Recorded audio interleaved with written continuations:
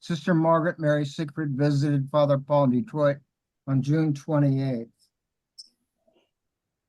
Since you can't read it, and that is not the Columbier. You refer to Columbier College. The postcard, that's not a picture of Columbier College. This is the Columbier Center now. It's not a college anymore.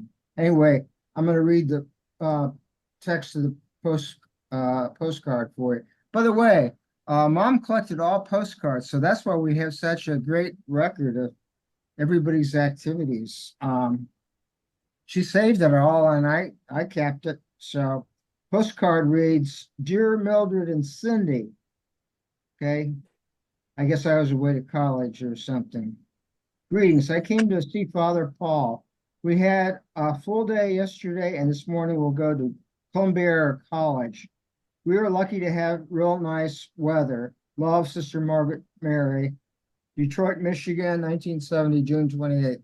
Sister Bullet, we talked about your 70th reunion, and there's the people who attended that reunion. Can you see that people there? Yes, I see. Maybe I'll just go over, make that all bigger.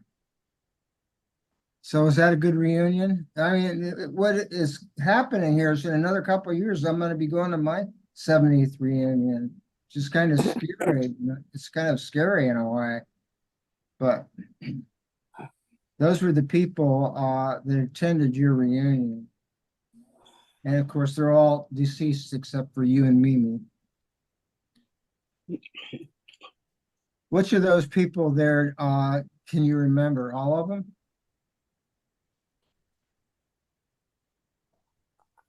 I remember all of them, yes. That reunion were Margaret Hanlon and Dorca, Doris Goddard Lutz, Joan Danimel Miller,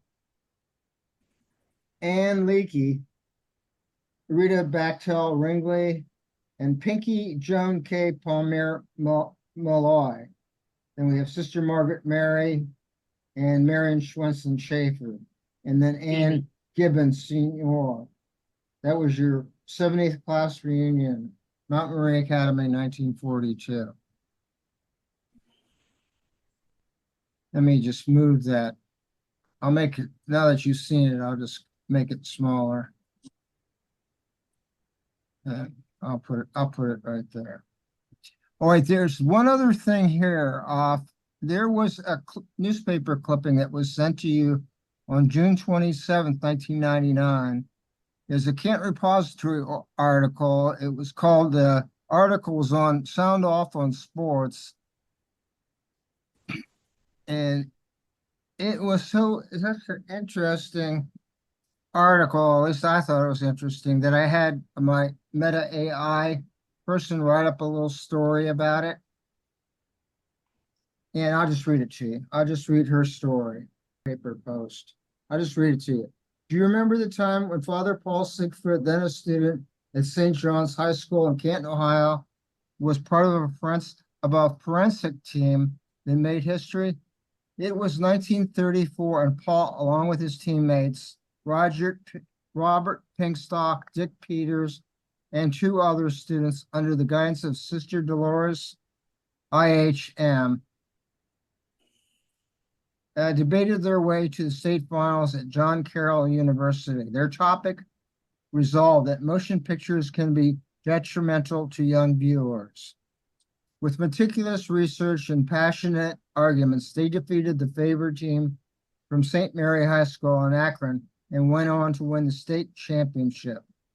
The small senior class of 34 students was overjoyed, proud of their achievement against all odds. Little did did they know that Paul would go on to become a Jesuit priest, inspiring countless others with his faith and dedication. Today, we celebrate not only the forensic team's victory, but also the lasting impact of Father Paul Siegfried's life and legacy." Those were the 3 anniversaries of sorts. Do you want to comment on that last article, You probably don't even remember it. Well, I remember that Pat Ashe is the one that I saw it first until I think she sent me that clipping Yes, from and you, of course, I got it from you. Do you remember, back to 1934? I was in fourth grade then. Okay. All right. That's all I Um, remember. Did you watch TV or did you watch movies back then? No, we just had radio till What kind of radio programs did you listen to, sister? my dad and I used to stay up and watch mysteries, and he used to kid me. I'd always fall asleep before the final analysis came in. We started together. Cecil B. DeMille. Did you ever hear of him? I did. Cecil B. DeMille. Those were programs we saw. well, Cecil B. DeMille, he did the epics like Ten Moses, Commandments? Moses and that kind of stuff.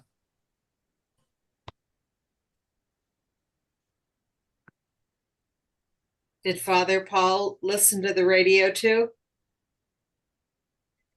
He was 8 years older than I was. He didn't. Let's see. He left when I was in the sixth grade. Yeah. Oh, It kind of like you and me, Cindy. I was like about 8 years older than you too.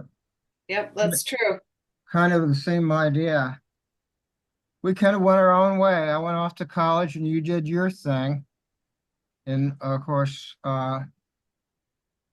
we were together for holidays and stuff after I went away to college. I did spend a lot of time away from home because I went down to Houston and co-op down there, so I wasn't even home during the summers.